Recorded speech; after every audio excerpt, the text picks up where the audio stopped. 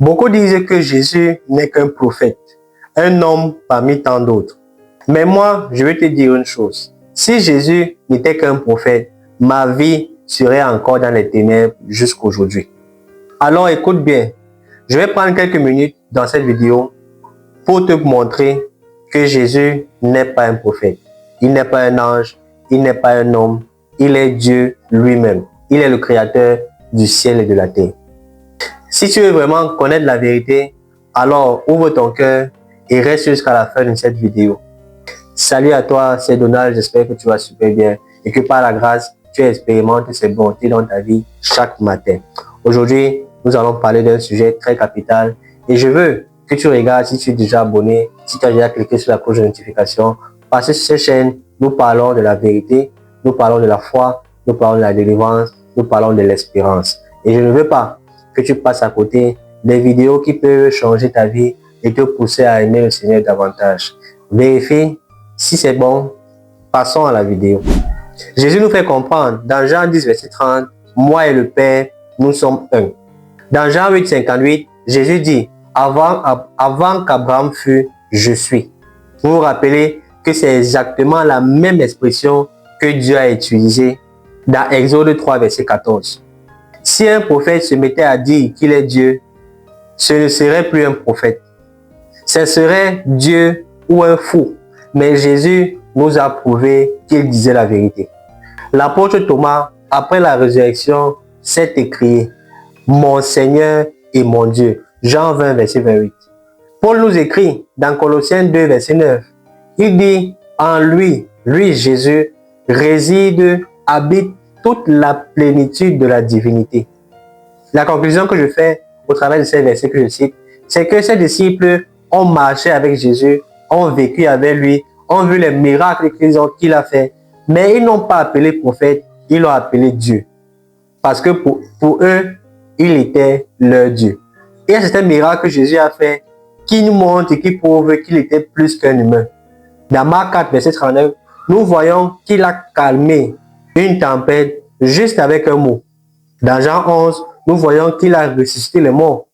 Dans Jean 9, nous avons vu où il a guéri des aveugles de naissance, ce que personne n'avait encore jamais vu. Dans Marc 2, verset 5 à 7, nous voyons comment il pardonne les péchés. Et nous savons tous que seul Dieu a la capacité de pardonner les péchés. La conclusion que je tire, c'est qu'il faisait ce qu'aucun prophète ne pouvait faire. Pourquoi? Parce qu'il était plus qu'un humain, il était Dieu.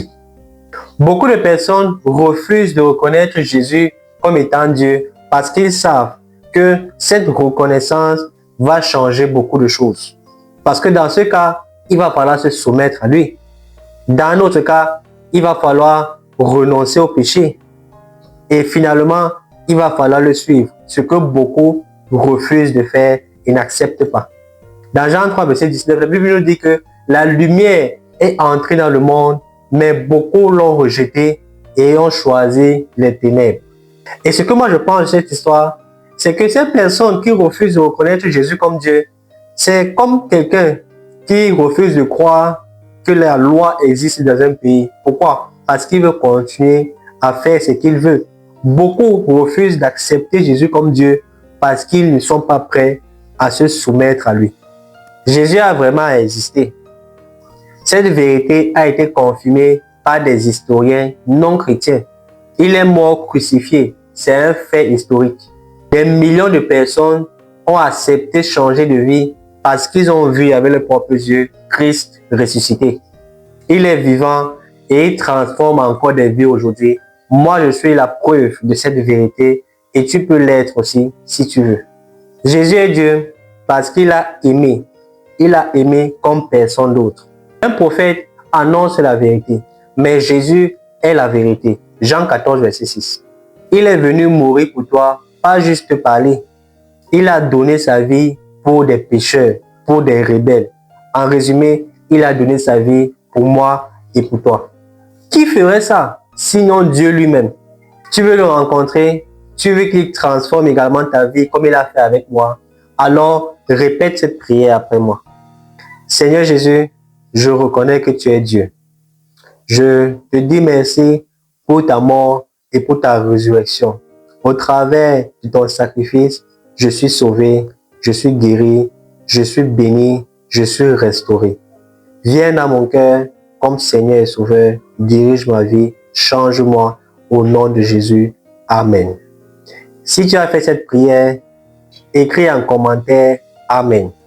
Et abonne-toi parce que nous allons grandir ensemble dans la connaissance de la vérité, dans la connaissance de qui Jésus est. Reste scotché pour les vidéos qui arrivent et reste dans l'attente. Ces vidéos ont la capacité de te challenger et de te pousser à chercher Dieu davantage. Moi, je te donne rendez-vous pour cette prochaine vidéo. Je te dis à très vite. Reste béni, prends bien soin de toi et la paix sur toi. Shalom.